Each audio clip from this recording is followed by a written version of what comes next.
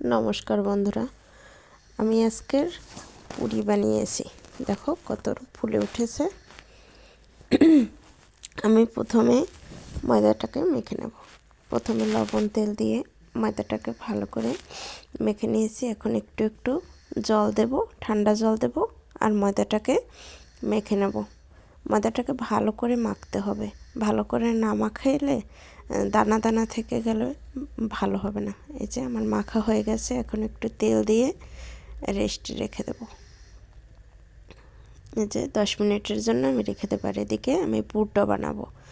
এই যে আমি জিরা ফোড়ন দিয়েছি, পেঁয়াজ দিয়ে দিয়েছি, রসুন, কাঁচা লঙ্কা দিয়ে ভালো করে একটু ভেজে নেব। এখন সেদ্ধ করা ডালটা দিয়ে দিয়েছি। আমি ডালটা আগে থাকতে সেদ্ধ করে রেখেছিলাম হালকা করে। এখন শুকনো মরিচের গুঁড়া আর একটু জিরার গুঁড়া দিয়ে দিয়েছি। এখন আমি দিয়ে দেব ধনেপাতা। এটা ভালো করে শুকনো করে তৈরি করতে হবে। শুকনো না করলে এটা যদি ভিজা থাকে তাহলে পুরিটা নেতাই যায়।